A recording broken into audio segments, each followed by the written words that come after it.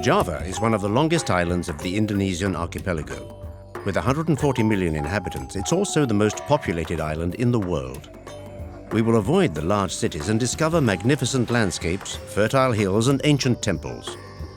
A chain of more than 40 volcanoes form the dorsal spine of Java. Many are active, and their uncertain activity punctuates the life of the island, sometimes tragically so. Java is the heart of the Indonesian archipelago. It symbolizes the nation's diversity. Over 10 dialects are spoken, but everyone, or nearly, speaks Bahasa Indonesian, a language that has helped to unify this immense group of peoples with rich and complex traditions.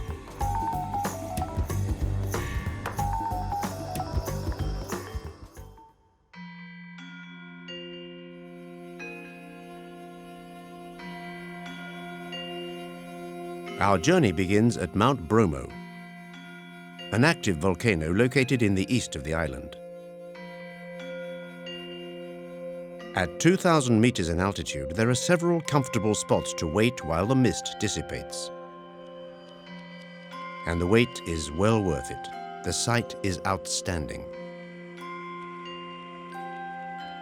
Rising from within a vast crater 10 kilometers in diameter, Mount Bromo is one of the 3 more recent volcanoes that have formed inside the older Tengah crater. Flanked by Mount Kursi at 2,581 meters and Mount Batok at 2,440 meters, the fuming cone of Mount Bromo rises above a sea of volcanic ash. Mount Bromo is venerated by the Tengahese who live in the nearby mountains. They come regularly to the volcano and throw vegetables, chickens, and even money into the crater. This ritual, in accordance with their Hindu precepts, is to appease the anger of the volcano god. Regardless of their steepness, every side of these mountains is cultivated. Potatoes, much sought after, are an important crop.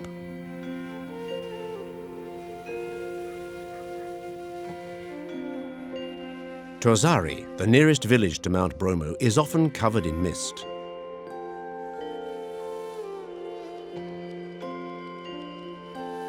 Most of the local farmers live here. After school, the children rush to the street vendor who sells chicken brochettes and rice balls. In Europe, alpine edelweiss is a rare mountain flower. A related species, Javanese edelweiss, grows on the flanks of Mount Bromo. But today, this endemic flower is endangered. This is very important for our culture because so many rituals we use this flower. We want to people not take the flower from the mountain anymore, so we plant it here. The flower plays an important role in the local Tengahese temples.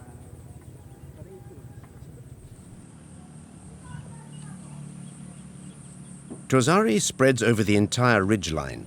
It's supplied by ambulant merchants. The stalls offer a variety of products: snacks, drinks and gasoline, sold by the bottle.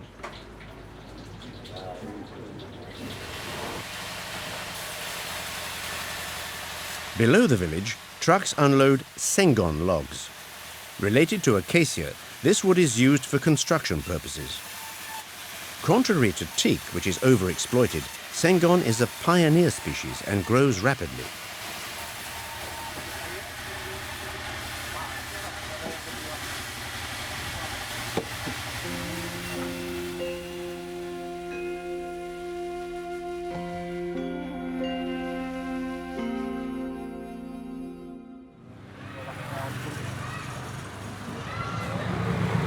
A little further down in the valley, school is over, but it's also milking time.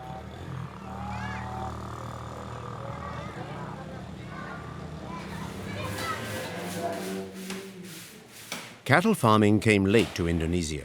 It was only introduced to Java around 1750, after the Dutch colonized the entire island. The terrain restricts the size of the farms. Livestock rearing is rare.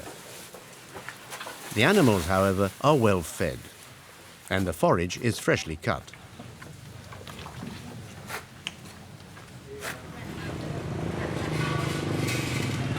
All around Kali Pukang, tiny farms deliver their milk to a cooperative. A continuous procession of motorcycles transports a few dozen litres at a time.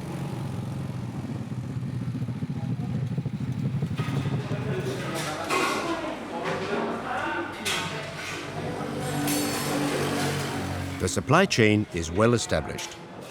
Each producer brings his milk to the inspection station, where the sanitary quality is verified.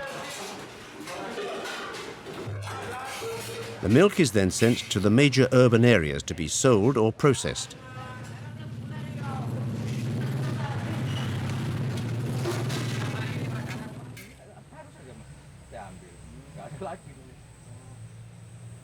Nearby, at Dea Kalipukang, Joni Purnamo zealously guards his field of pitaya. Also known as dragon fruit, pitaya are members of the cactus family and need very little water in order to grow. Apart from being particularly flavorful, these fruits have numerous nutritional properties.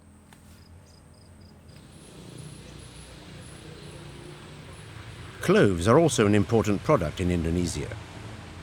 They were sold at very high prices in Europe before the route to India was opened to world commerce. Although the price of cloves is no longer what it was, the culture of this spice is relatively simple and remains profitable. We continue our journey towards Jember in the east of Java. This region is the food bowl of the peninsula. It abounds with fields of vegetables and fruits and is also famous for its large tobacco plantations. After harvesting, the tobacco leaves are dried outside. On the smaller family farms, this is sometimes done in the fields. This factory makes high-quality cigars. Rolling them demands precision and skill. According to local legend, one of the founding members once went to Cuba. When he returned, he brought back a Cuban tobacco plant and the reputation of Caribbean cigars. Since then, the cigars from this factory are very much sought after by local cigar lovers. Luxury cigars are made exclusively of rolled leaves. Ordinary cigars are made of chopped leaves. It's a specialty that we inherited from the colonial period. We knew how to maintain a high level of quality in our production. And because of these high standards, smokers throughout the world, including Europe and America, appreciate our cigars.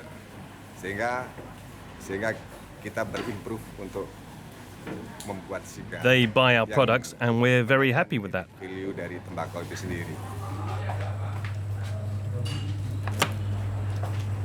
Finishing and packaging cigars also requires careful attention.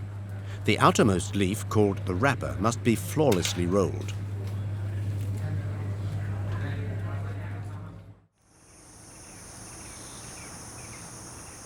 Around Jember, forestry and cacao plantations are important industries. At higher altitudes, the cultivation of coffee becomes important. Yet it remains discreet. Most of the trees are hidden under the protective canopy of the invasive forest. These coffee plantations still produce the prized Arabica varieties that were once grown by the Dutch East India Company. Rice, or Oryza sativa, is a basic staple in the Indonesian diet. The areas under rice cultivation are increasing, but irrigated cultivation remains problematic.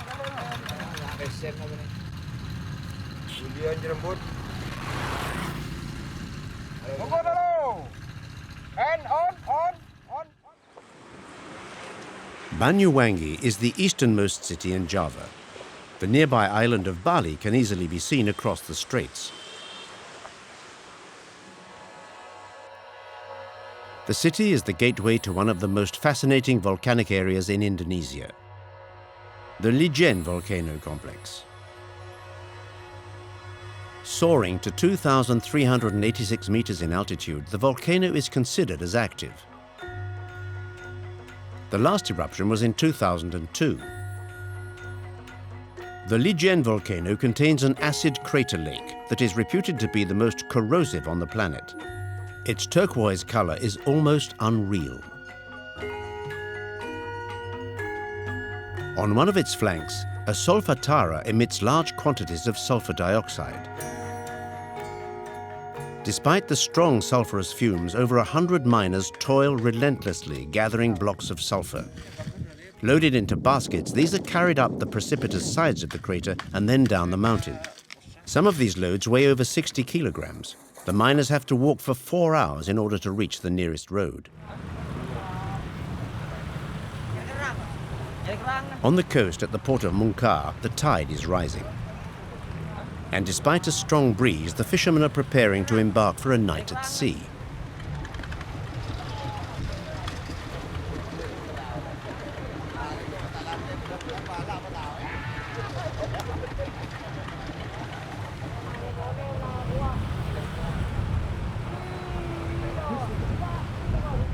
These boats, called pinisi, might appear frail, but they have been designed to resist heavy seas and strong winds.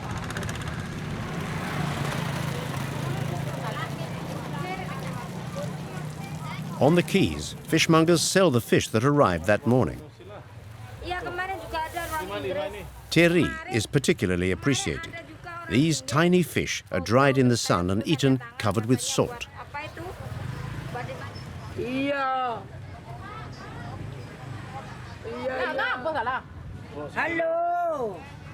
On the stalls, tuna, jacks, dorado, and numerous other species of fish rival each other for color and shape.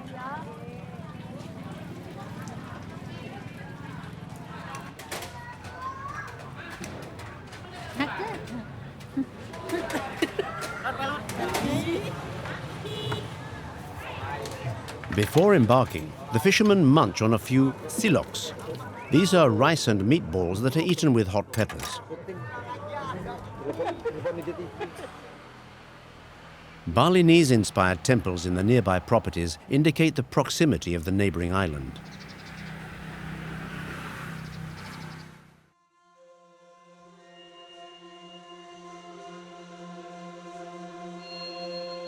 We now head to the center of Java.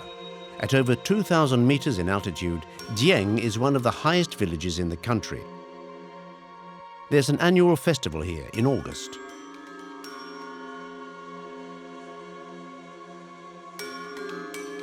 The entire region is volcanic. Several hot water springs emerge from the numerous volcanic cones that are scattered around the region. Skidang crater, located on the heights of the plateau, fumes permanently. Its last eruption in 2009 is still a vivid memory for many. Visitors enjoy the eggs that are cooked in the boiling waters of the volcano, scooping them out with a bamboo net. It's a local speciality.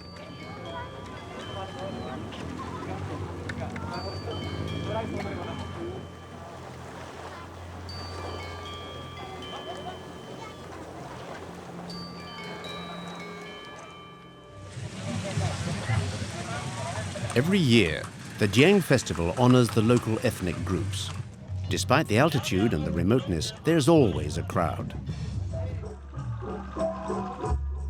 Numerous vestiges on the plateau recall the city's glorious past.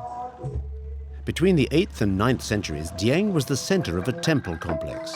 The site was later mysteriously abandoned.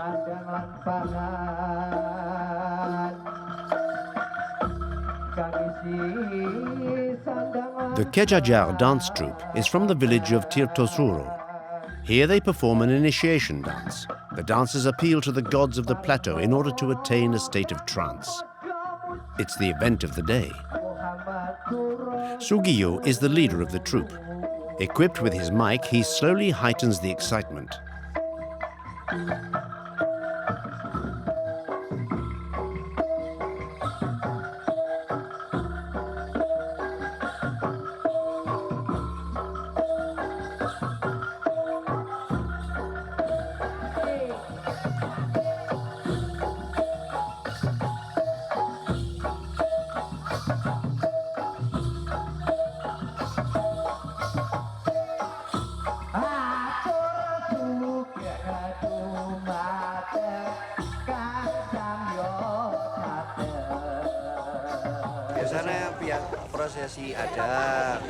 It's a sacred dance that's performed once a year. It's called Madan Sapusoro. It's meant to eliminate the negative vibrations that surround us here.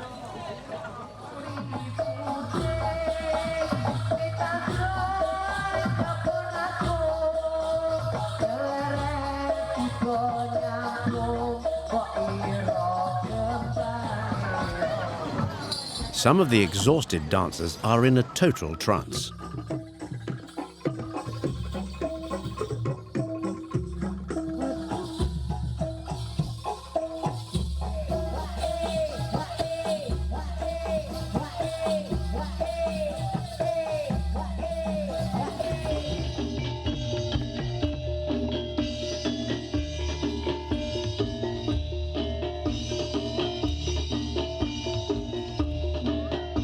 The next dance relates the legend of Kiai Kolodete, a religious leader. According to folklore, he was one of the first humans to settle on the Dieng Plateau, but at the price of confronting demons who wished to prevent him. This dance combines two very different dance styles, the Kubri Siswo from Java and the Lik from Bali. These two young dancers celebrate the victory of Kiai Kolodete over the forces of darkness.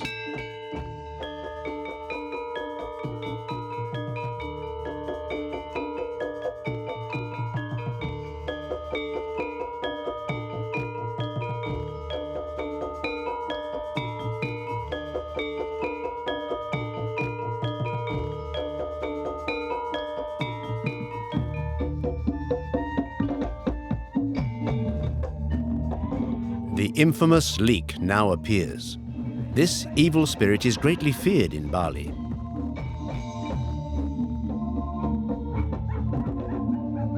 But Kiai Kolodete courageously defies the demon.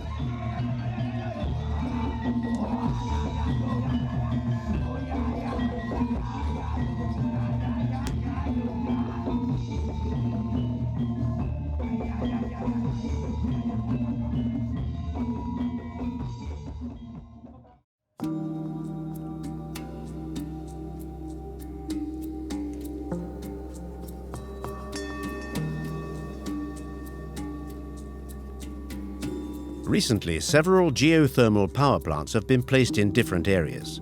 They capture the steam and the energy released by the volcano and convert it to power.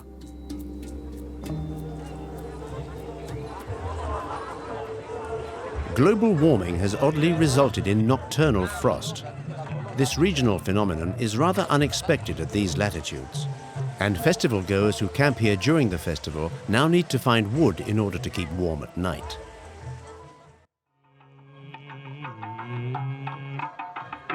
The other major event of the festival takes place at the Arjuna Temple, one of the most sacred places on the Dieng Plateau. All the local dignitaries are present, including the governor of Central Java.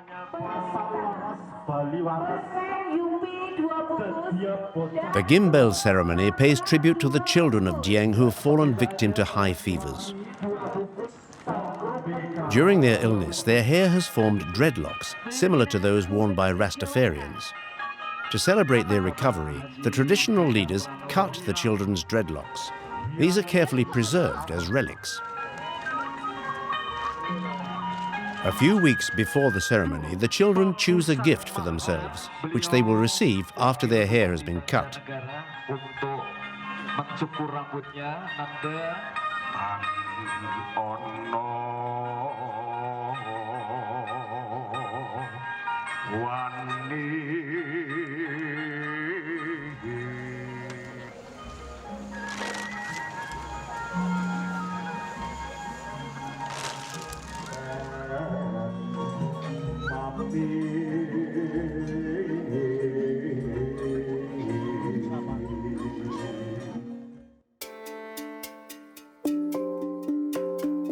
We now head towards the southern coast of the island. Borobudur near Yogyakarta is one of the most important Buddhist sites in Southeast Asia.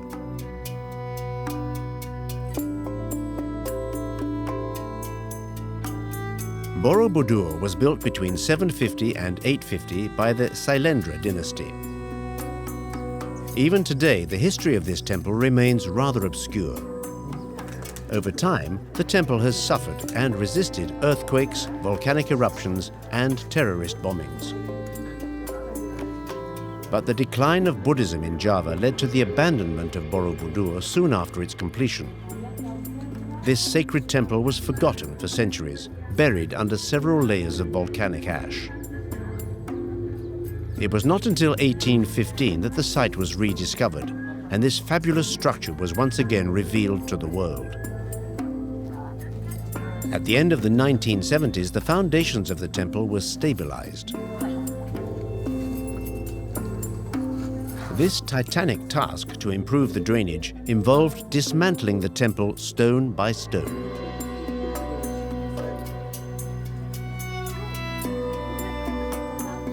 Historians postulate that Borobudur might have been built as a giant tantric mandala. The believer's quest was to symbolically progress from the base to the summit towards nirvana, the Buddhist paradise. The grey stone was probably once painted in vivid colors and must have shone brightly in the sunlight. Today, the principal threat to the temple is people. On certain holidays, 90,000 tourists visit the temple. It was never designed to contain so many people at once. At Karang, a village near the temple, Jera runs a small pottery shop. And although 70 years old, she's still full of pep. Apa? Dari sawah itu, Mas. The clay I use comes from the rice fields. Tanahnya sawah, itu digiling. I don't mix it with anything else. Iya, digiling. Only a little water to keep it soft. I get it over there, near Maripu.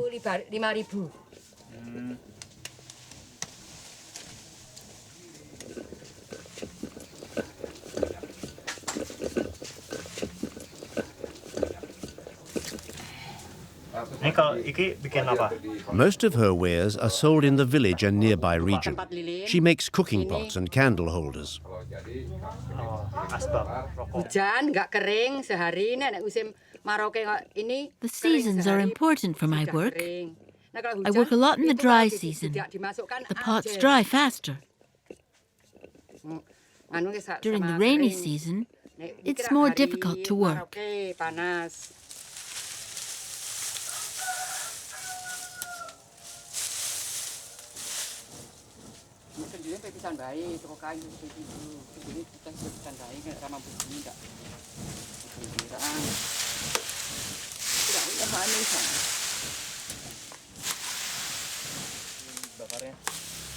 Bakarnya itu 3 jam sudah matang.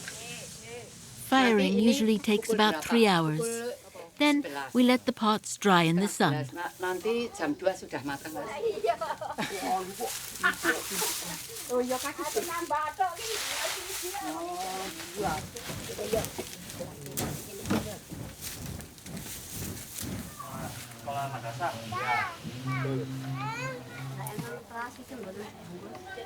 A vegetable vendor lives next door.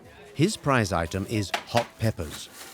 And the hottest aren't necessarily the largest nor even the reddest.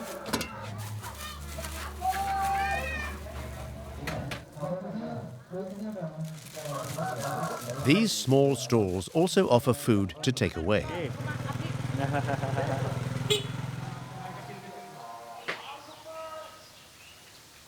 Invisible from the road, Tony's workshop is a few meters away. He makes fresh tofu. Bean curd is more common in Java than in the rest of the country. The soybeans are first ground in order to extract the soy milk. It's then heated and fermented.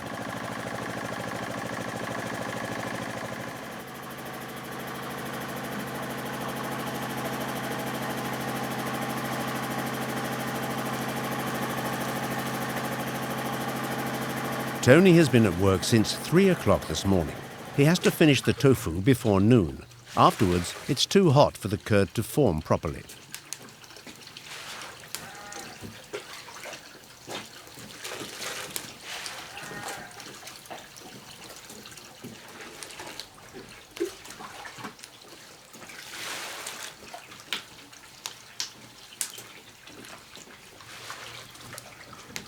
After having been shaped in these wooden molds, the tofu is strained for several hours, during which it will progressively harden.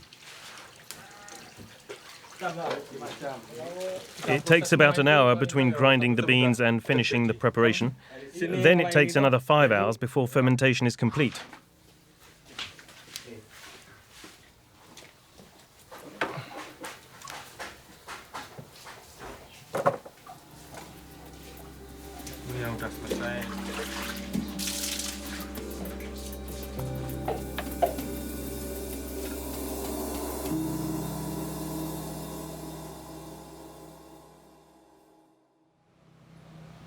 At the top of the hill, the Plataran Hotel offers a wonderful view of the Borobudur temple. Iqbal Batubara, the hotel's chef, is going to show us a few of his secrets about regional cuisine.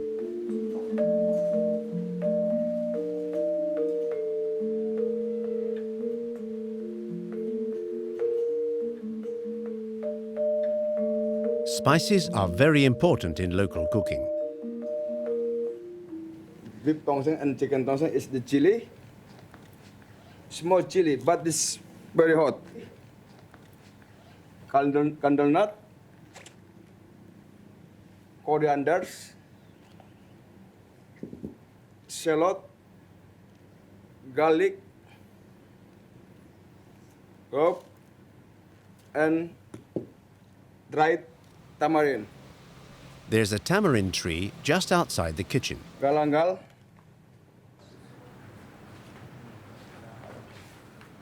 The ingredients that make up the base of the sauce are cooked in coconut oil. This preparation is then pounded in a mortar and pestle.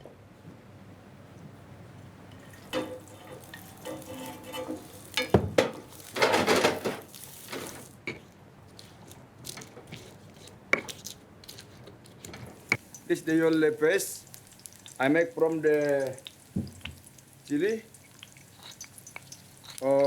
shallot, garlic, and then galangal.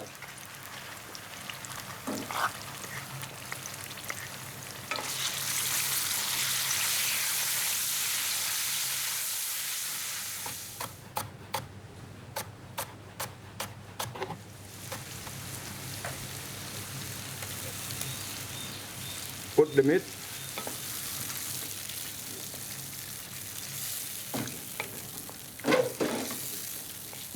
Spesial makanan di Jawa Tengah sangat berbeda dengan The daerah-daerah cuisine lain from the di west sekitar and east of Jawa Java Barat, is different from that of the center.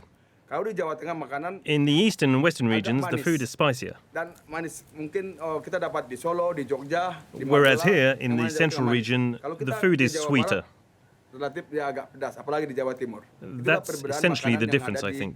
Jawa Tengah, Sentral Java ini. Akan beda dia Jawanya gitu.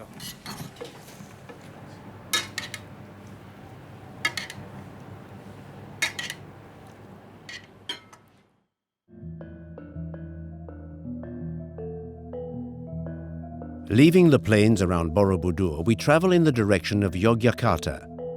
Here, there's a man-made landscape of rice terraces.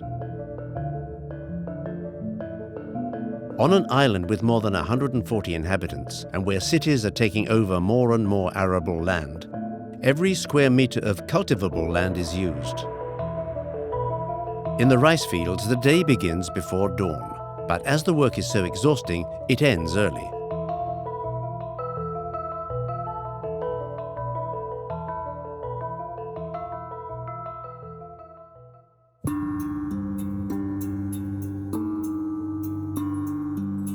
The Prambanan temple on the outskirts of Yogyakarta should not be missed. The temple was probably founded in 856, as is indicated on an inscription found on the site.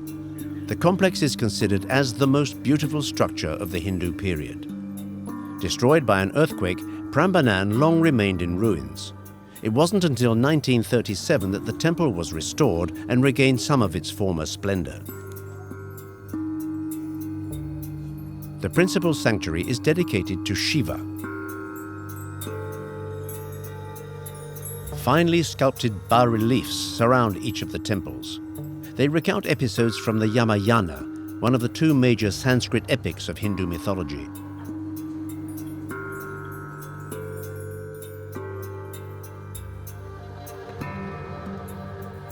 Classified as a UNESCO World Heritage Site, this temple complex was once again damaged by an earthquake in 2006.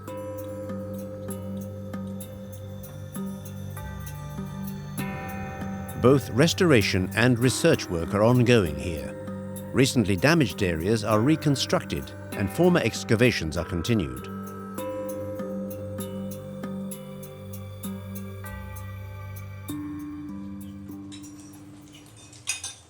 Near the temple, the Bazen quarter of Yogyakarta is a major center for silver jewelry. Jin Anja became passionate about Santo's trade. He now helps him in his work. There were formerly many silver mines in the area. They supplied the silversmiths. But today, the supply of silver has vastly decreased. The ring is start from Japanese tradition. If you were a ring like we call it akik, ring with the big stone, make your power, make your aura become out, and so you will be more charismatic in other side.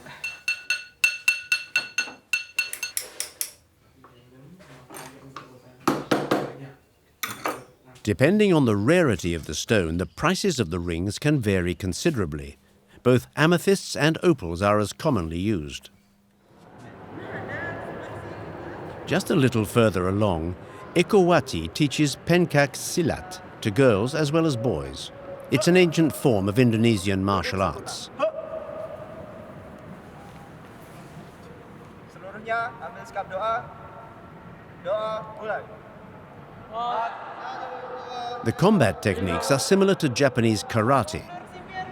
A fusion of ancestral martial arts occurred during the Japanese occupation of the island between 1942 and 1945.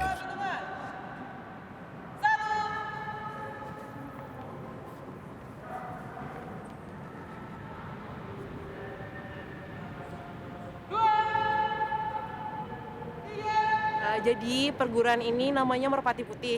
Merpati Putih adalah salah satu. Today, it's the most widely practiced martial art in Indonesia. Dan salah satu perguruan terbesar juga. It was originally used by the soldiers guarding the Sultan's palace in Yogyakarta. Kemudian Merpati Then Putih it ini spread all sebenarnya over keilmuannya Java sudah ada and sejak finally to the rest of the Kerajaan country. Mataram Islam. Ya.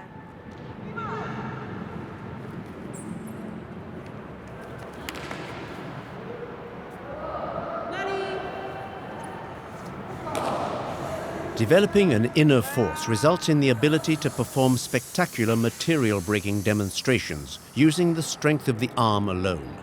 Of course, it requires a lot of practice.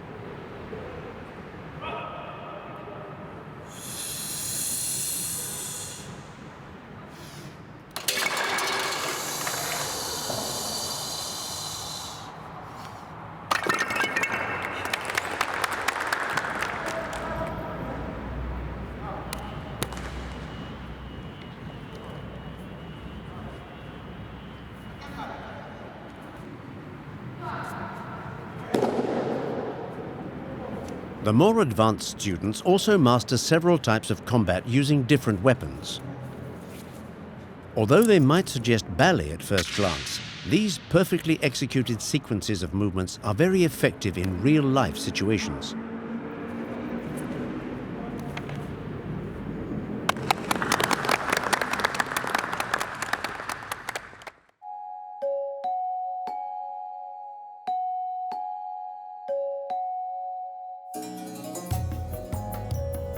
Traveling northwest, we reach the port of Jakarta, the capital of Indonesia.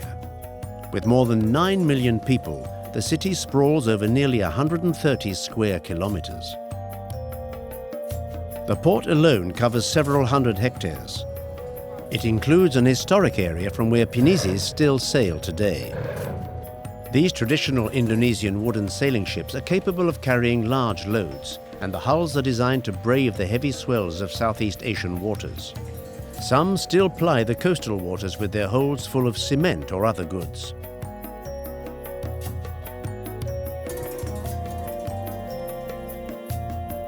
Further north, around the fishing ports near the lagoon, is a densely populated area inhabited by fishermen and traders.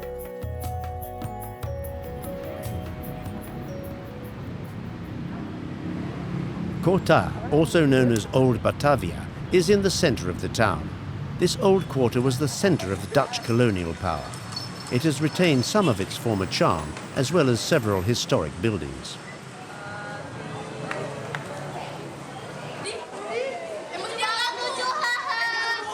Taman Fatahillah, the main square of Kota, teems with people. Surrounded by several colonial buildings, such as the former town hall, it's a reminder of a bygone era. The Dutch residential neighborhoods were on the other side of the river.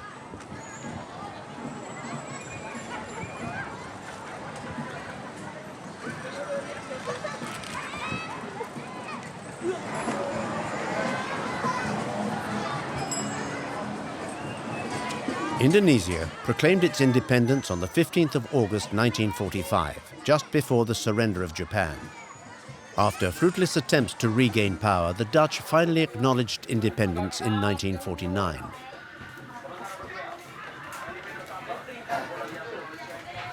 Glodok, a former traditional Chinese enclave, is also an important historic area. Many vendors still tirelessly ply their trades in the small streets.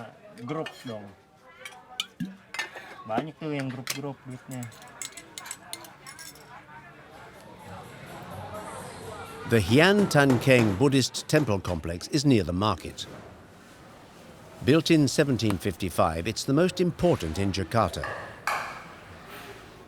The Chinese emigrated to Indonesia long before the Dutch arrived, but their integration was always stormy. In 1998, Jakarta experienced violent riots targeting the Chinese community.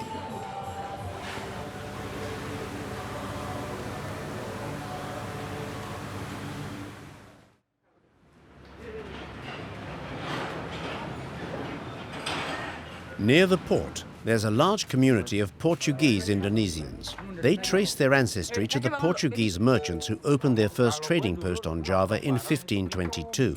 Some of them still speak Portuguese among themselves. André Juan Michels and his group play Keroncong Toegoe music. Cafrinho, the song they're now singing, is in Portuguese Creole. Keroncong musik asli Indonesia. Keroncong is music from here. It dates back to the 17th century when many Portuguese began arriving in this part of the island. Daerah ini untuk pertama kali.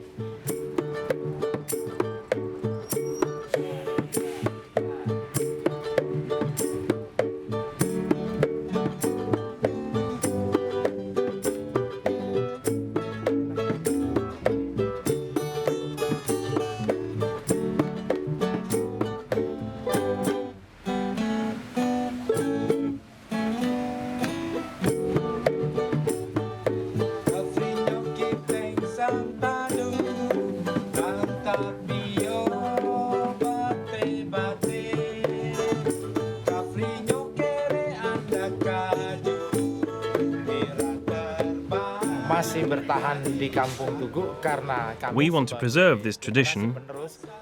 It's our roots. Today, Keroncong's popularity has spread throughout Indonesia, but its roots are here, in this very neighborhood. Tapi dasar musik itu tetap dari kampung Tugu.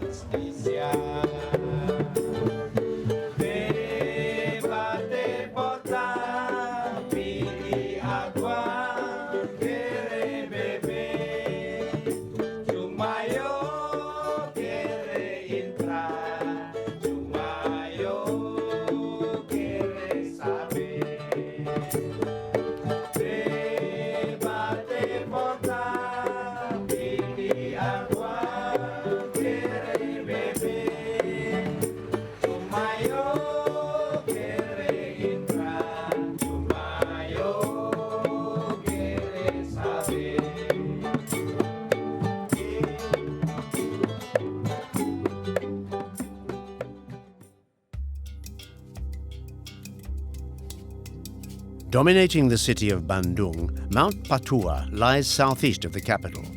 This stratovolcano has a crater called Kawah Putih.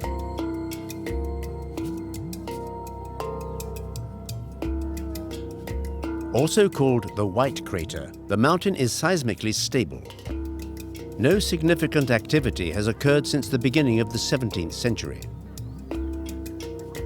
At an altitude of 2,430 meters, Kawah Putih is a very popular excursion for the inhabitants of Bandung, despite emanations of gas. Some people go for the mountain's cooler climate, but for others, it's the ideal spot to take wedding photos.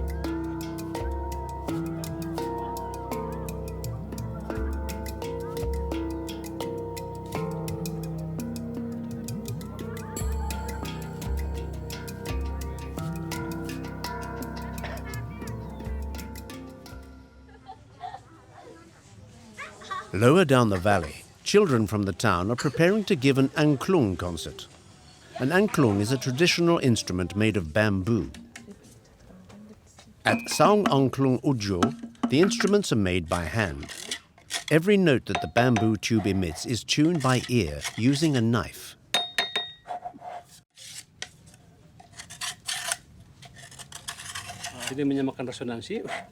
I adjust the tonality between the upper part and the lower part of the bamboo. The sound must be uniform no matter where the instrument is struck.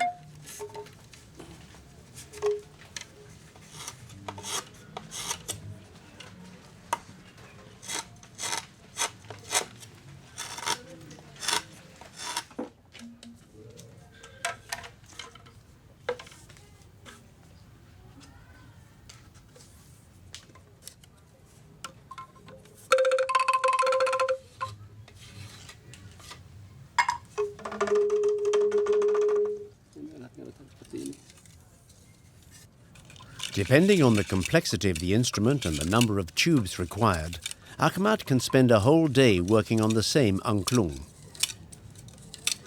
In 2010, these instruments were listed by UNESCO as a masterpiece of oral and intangible heritage of humanity.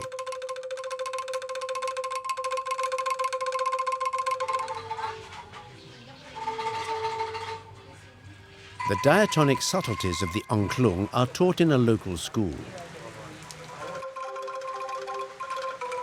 Across the street, the larger and more complex instruments are made. These are used by large orchestras.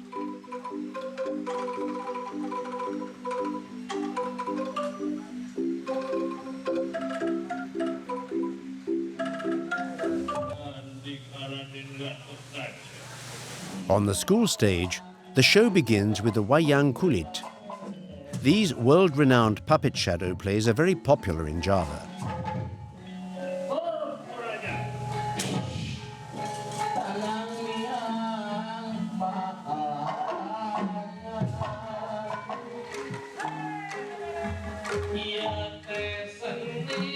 Now it's the youngsters' turn to show their skills on the angklung.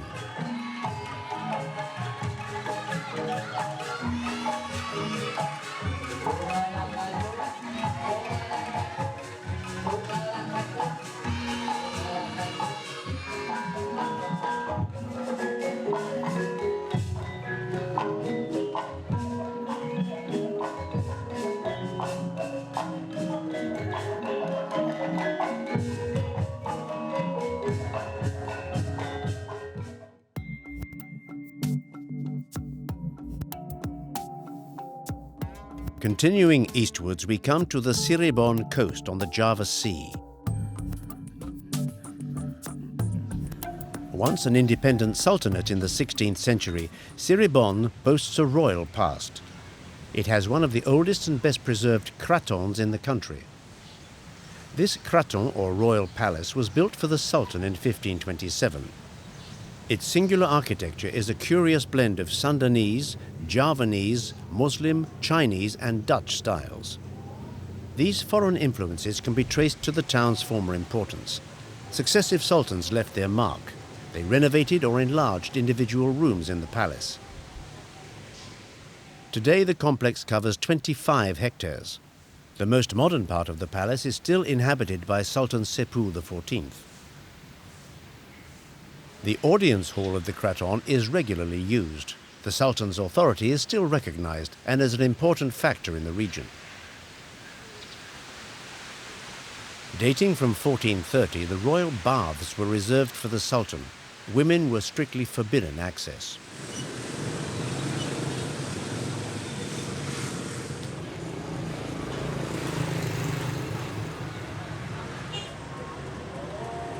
Today, the port is still an important part of the local economy, as is the trade in wax-dyed batiks. Bicycles and motorbikes are the most popular means of transport in this town, where the average salary is about 300 euros a month. Luckily, you can eat very well for only €1 or 2.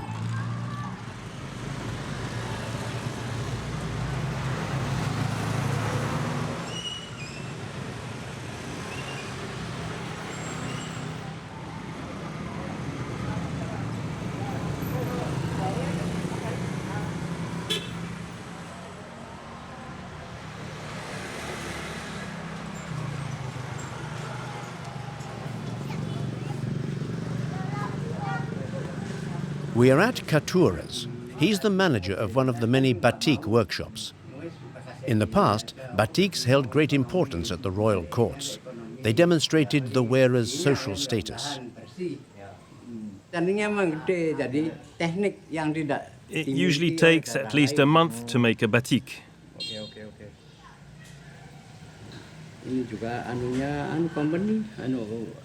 And models like this one, with more classical patterns, can take up to 3 months of work. First, the patterns are drawn on the fabric.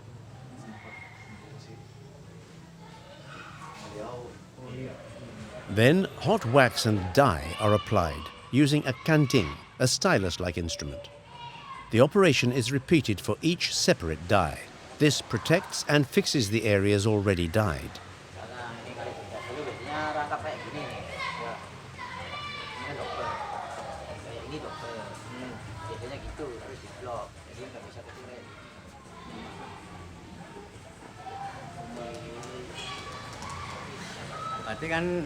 There are several styles. In Pekalongan, the patterns are three-dimensional. Here in Cirebon, we're more decorative. We use two-dimensional patterns. The Wayang style is also two-dimensional.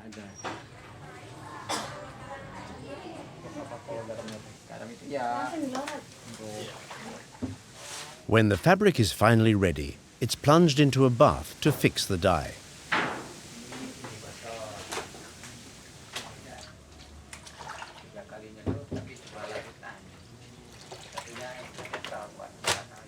Katura's catalogue of high-quality batiks is impressive. Today, his most prestigious work is held by rich traders or collectors. All Katura keeps are a few photos.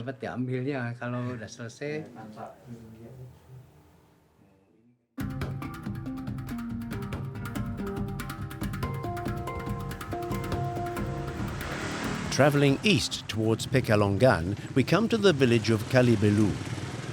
Here, Bak Jun offers a very humble yet tasty food.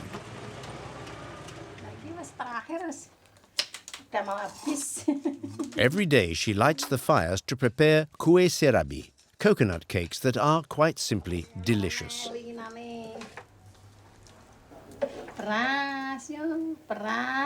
I use rice flour, cane sugar, white sugar, vanilla, and coconut.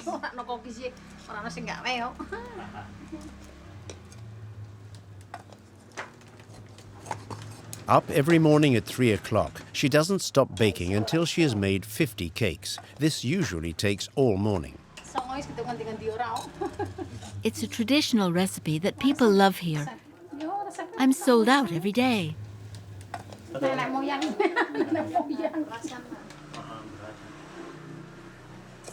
And it's with Bak Jun's delicious pancakes that we end our journey on the island of Java, an island of many marvels.